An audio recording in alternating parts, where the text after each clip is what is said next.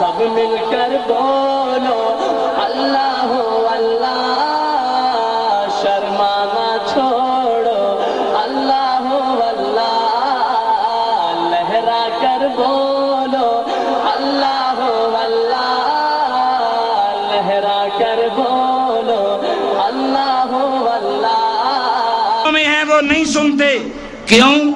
اس لیے کہ جب انسان پہ موت آ جاتی ہے، وہ قبر میں رکھ دیا جاتا ہے، وہ جب تک قبر میں ہوتا ہے مردہ اور میت ہوتا ہے، اور میت کے بارے میں، قبر کے بارے میں قرآن کہتا ہے فَأَمَاتَهُ فَأَقْبَرَ، جب تک کوئی قبر میں ہے وہ میت ہے اور مردے نہیں سنا کرتے۔ روز معاشر یہی مردہ ہوگا جو اٹھے گا۔ کب اٹھے گا؟ وَإِذَا النُّفُوسُ زُوِّجَتْ، جب اس کے اندر روح ڈال دی جائے گی، جسم روح میں آئے گی تو اب قبر میں نہیں رہے گا، اس وقت تک قبر میں ہے جب تک مردہ ہے۔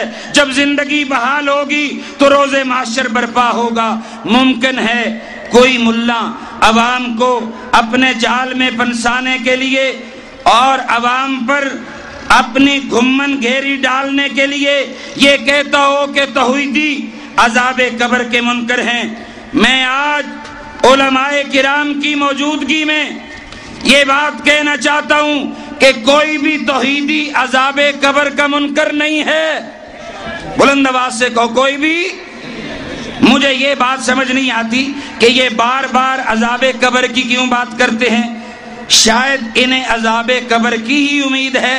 ہم تو ثواب قبر اور عذاب قبر دونوں کے قائل ہیں، صرف روح کے جسم میں واپس آنے کے قائل نہیں، کیونکہ قرآن کریم نے ہمیں یہ عقیدہ بتایا اللہ یتوفی الانفس حین موتها واللتی لم تمت فی منامها فیمسک التی قضی علیہا الموت ویرسل الاخری الی اجل مسمی، کہ جو مر جاتا ہے قیامت تک اس کی روح واپس نہیں آ سکتی ہے۔ یہ ہمیں عقیدہ قرآن نے بتایا۔ اللہ موحدین کو ثواب قبر، راحت قبر دیں گے، اور مشرکین کو اور نیم مشرکین کو اور کفار کو عذاب قبر دیں گے۔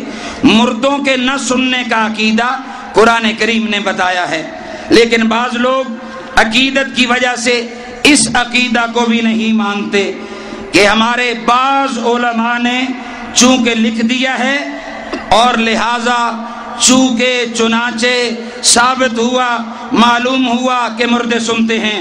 انا للہ و انا الیہ راجعون۔ ایک طرف لا ریب کتاب قرآن کریم کا بیان کردہ لا ریب عقیدہ ہے کہ مردے نہیں سنتے، اور دوسری طرف علماء کی عقیدت کہ مردے سنتے ہیں۔ علماء سے غلط عقیدے نے عقیدہ تباہ کر دیا۔ اگر مردوں کو سنانا شروع کر دیا ہے، قرآن کریم نے واضح کہہ دیا ہے جو قبروں میں چلے جاتے ہیں، میت ہو جاتے ہیں، قیامت تو آ سکتی ہے، کوئی مردہ نہیں سن سکتا۔ توحیدی بھائیوں، میں آپ کی توجہ ایک خاص بات کی طرف دلانا چاہتا ہوں۔ شاید ہمارے علماء نے بھی اس طرف توجہ نہ دی ہو، اسی لیے یہ بات یقیناً آپ کے لیے نئی ہوگی، یا کم از کم انداز نیا ہوگا۔ اللہ نے سننے کا تعلق بولنے سے منسلک فرما دیا ہے۔ آپ نے بے شمار معذور لوگ دیکھے ہوں گے۔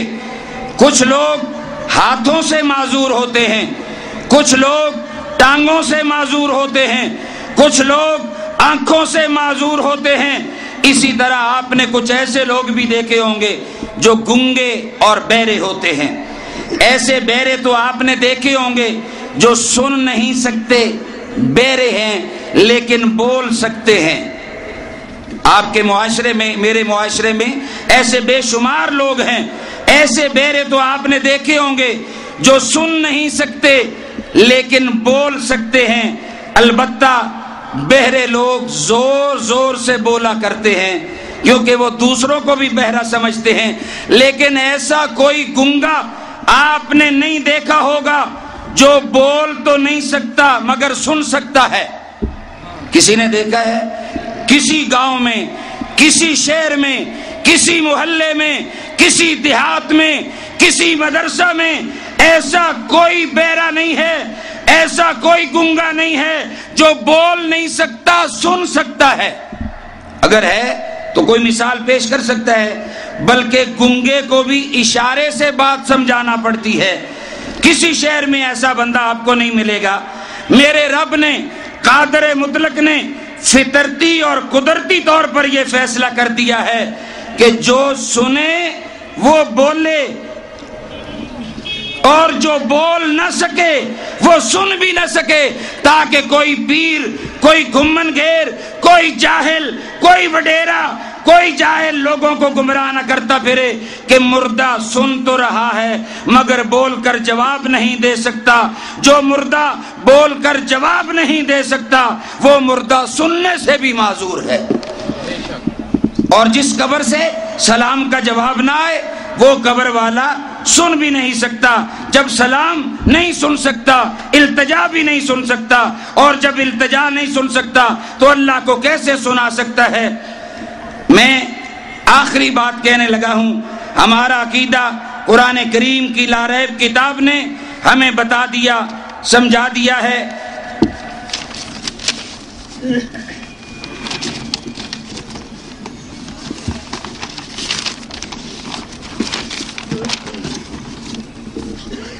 قرآن کریم کو ہم لاریب کتاب سمجھتے ہیں، اور کوئی کتاب لاریب بولو نہیں ہے، خواہ وہ المحند ہو یا کوئی نصاب ہو، اسے جو قرآن کریم کی طرح لاریب سمجھتا ہے، اور اگر کوئی علماء کرام کو انبیاء کرام کی طرح معصوم سمجھتا ہے، ہم اسے گمراہ سمجھتے ہیں۔ جس طرح حضور اکرم کے بعد کوئی نبی نہیں، اسی طرح قرآن کریم کے بعد کوئی کتاب لاریب نہیں ہے۔ حیات انبیاء کے متعلق بھی ہمارا عقیدہ اعلیٰ اور افضل ہے۔ سرکار دو عالم آج بھی اسی طرح مطہر، معطر، منور ہے، الآن کما وضع، جیسے آج سے 1500 سال پہلے تھے۔ ہم انبیاء کرام کی حیات برزخیہ کے قائل ہیں، جو یقیناً دنیا کی حیات سے اعلیٰ و افضل ہے۔ میں حیران ہوتا ہوں، یہ لوگ ایک طرف حیات انبیاء کی بات کرتے ہیں اور دوسری طرف حیات عیسیٰ پہ زور دیتے ہیں۔ تم تو تمام انبیاء کرام کی حیات کے قائل ہو، پھر حیات عیسیٰ پہ زور کیوں؟ دراصل یہ بھی سمجھتے ہیں کہ حیات انبیاء جسمانی نہیں ہے، صرف حضرت عیسیٰ علیہ السلام جسمانی طور پر آسمانوں پہ زندہ ہیں، اور الحمدللہ یہ ہمارا عقیدہ ہے۔ حضرت عیسیٰ علیہ السلام جنہوں نے زمین پہ آنا ہے، زمین پہ آ کر 40 سال تک حکومت کرنا ہے، دین اسلام کا پرچار کرنا ہے، حضور کے امتی کی حیثیت سے صلیب کو توڑنا ہے، وہ عیسیٰ جنہوں نے زمین پہ آنا ہے انہیں بھی اللہ نے زیر زمین زندہ نہیں رکھا، آسمانوں پہ زندہ رکھا ہے۔ اس لیے کہ اس میں انبیاء کی توہین ہے کہ امتی زمین کے اوپر پھرتا رہے اور نبی زیر زمین زندہ رہیں۔ امام الانبیاء کی اعلیٰ حیات ہے، ہم انہیں زیر زمین نہیں، زیر عرش بری زندہ سمجھتے ہیں۔ اللہ مجھے بھی اور آپ کو بھی قرآن و سنت کے مطابق عقائد اور اعمال اپنانے کی توفیق عطا فرمائے۔ وآخر دعوانا